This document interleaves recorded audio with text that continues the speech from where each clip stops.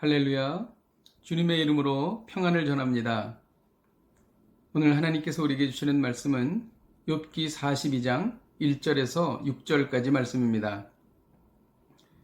욥이 여호와께 대답하여 이르되 주께서는 못하실 일이 없사오며 무슨 계획이든지 못 이룰 것이 없는 줄 아오니 무지한 말로 이치를 가리는 자가 누구니이까? 나는 깨닫지도 못한 일을 말하였고 스스로 알 수도 없고 헤아리기도 어려운 일을 말하였나이다. 내가 말하겠사오니 주는 들으시고 내가 주께 묻겠사오니 주여 내게 알게 하옵소서. 내가 주께 대하여 귀로 듣기만 하였사오나 이제는 눈으로 주를 배웁나이다. 그러므로 내가 스스로 거두어 드리고 티끌과 제 가운데서 회개하나이다. 아멘. 욥은 자신이 의를 행했음에도 재앙을 당하는 것에 대해 하나님께 항변했습니다. 그러나 하나님의 거듭되는 말씀을 통하여 자신의 무지함과 교만함을 깨닫게 된 것입니다.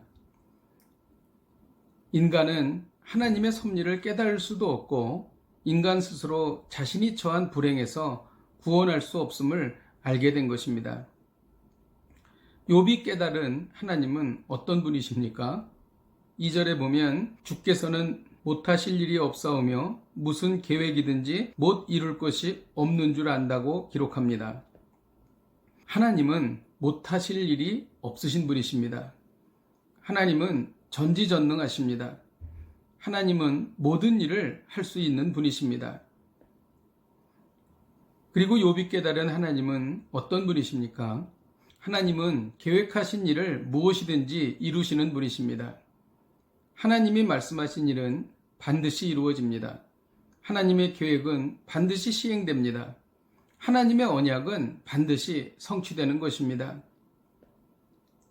욥이 깨달은 자신의 모습은 또 어떠했습니까?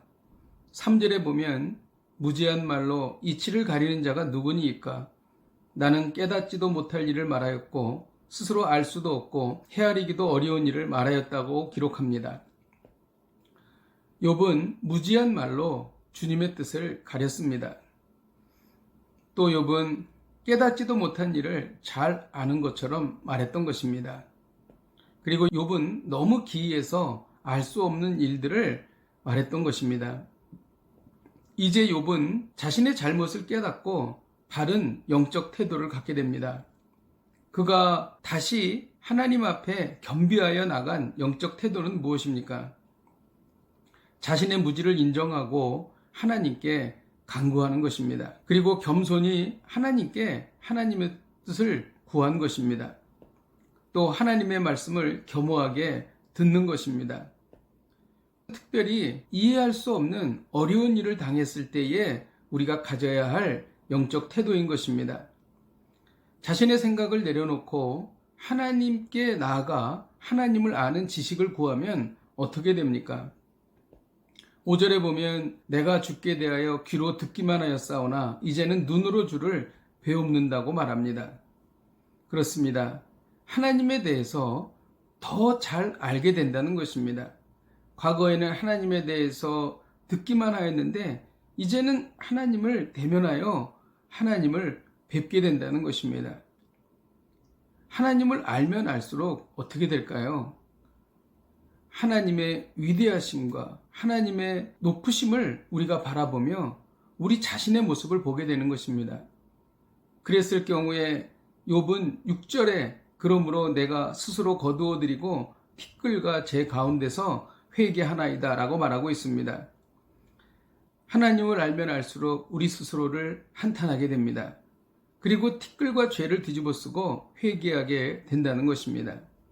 여러분 혹시 욥처럼 알 수 없는 고난을 당하고 있지는 않으십니까? 자신의 생각을 내려놓고 하나님의 뜻을 구하십시오. 그러면 하나님을 더 잘 알게 되고 하나님께서 구원의 길을 여실 것입니다. 기도하겠습니다. 하나님 아버지, 우리가 세상에 알 수 없는 일이 너무나 많습니다. 특별히 우리 자신에 대하여 일어난 일이 이해할 수 없고 감당할 수 없을 때가 있습니다. 이럴 때 우리 자신의 생각에 잡혀 있다면 하나님을 원망하게 되고 불평하게 됩니다. 그러나 우리의 자신의 생각을 내려놓고 하나님의 뜻을 구하면 우리가 하나님의 뜻을 알게 됩니다. 그때 비로소 우리는 회개하고 주님 앞에 나아가게 되는 것입니다. 하나님, 우리가 그런 삶을 살게 하여 주시옵소서. 예수님의 이름으로 기도하였습니다. 아멘. 오늘도 이 말씀 붙잡고 승리하십시오.